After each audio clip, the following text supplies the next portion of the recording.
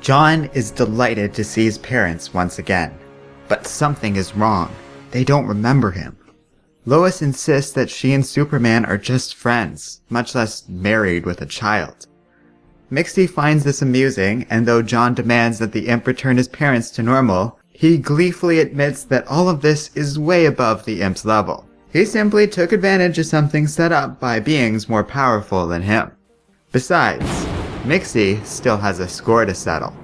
He decides to take this whole dimension down, warning the Kent family that this is bound to attract all sorts of attention. The imp plans to take John and let Superman sort out the mess on his own, leaving the Man of Steel to deal with whatever comes looking for him. But both Lois and Superman refuse to abandon a child, even one they don't recognize as their son. Suddenly, John is approached by two more balls of energy, but this time they glow blue. John has trouble understanding these energy forms, but he soon deduces they are actually his parents.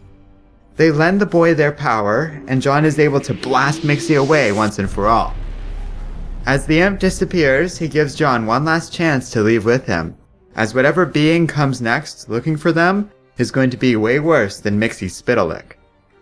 John declines, so Mixie wishes the boy luck with the cold sting of eternity before finally vanishing. With that, the three are left on their own. John tearfully insists that they have to listen to him, and the boy is so sure about everything they decide to trust John. Superman and Lois merge with the blue energy forms of their original counterparts.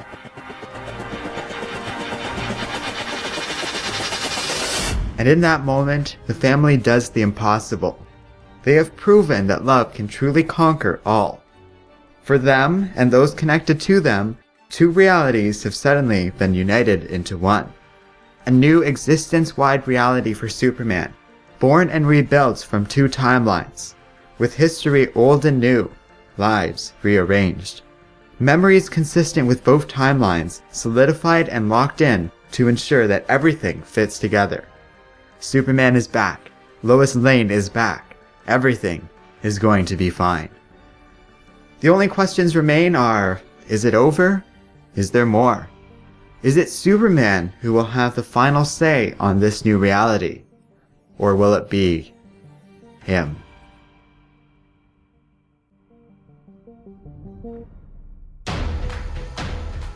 Hello and welcome to Comic Island. My name is Arden, and this is my recap and review of Action Comics number 976. Well, there you have it. The big ending of Superman Reborn. It's amazing, really.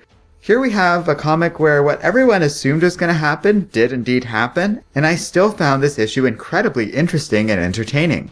Say what you will about the New 52 plague of crossovers, at least when Rebirth does them, it seems to be for important reasons, and thanks to the way these comics are published, they don't last long and are very easy to follow. With decent writing and art that really just demands to be seen for yourself, Action Comics number 976 was a polished issue, an exciting end to Superman Reborn, and is definitely worth reading for yourself. So the New 52 Superman and the regular old Superman have officially merged. I'm totally okay with this, but I get why people are wary about the whole thing. Superman has gotten good in a big way as part of Rebirth, so bringing back the New 52 version, yeah, I get it. I get why people are questioning this. I just don't see anything wrong with them bringing in more canon. It's not the same as getting rid of stuff. More importantly, DC has earned my trust over the last several months. This trust is not unconditional, it is not without skepticism, but after all I've seen and gotten out of Rebirth, I think they deserve the benefit of the doubt, especially when it comes to Superman. I'm not worried until DC gives me a reason to be worried, and they really haven't done so throughout Rebirth. Meanwhile, whatever DC is up to does seem pretty big. That monk person that kept showing up in Superman Reborn seems to be only a player in a larger game. Based on his narration at the end of the comic, I think he's getting at that there's other forces and people out there who are doing all this stuff. I still haven't figured out what is going on exactly, but I'm kind of impressed DC has clearly planned out this big secret and is taking their time revealing it. This gives Rebirth a cool mystery and a sense of focus I really like. So stories like this can keep us interested with increasing bits of information, while the bigger story still has yet to be revealed. There's still something to look forward to. It's a very cool and impressive feat for the modern comic book era.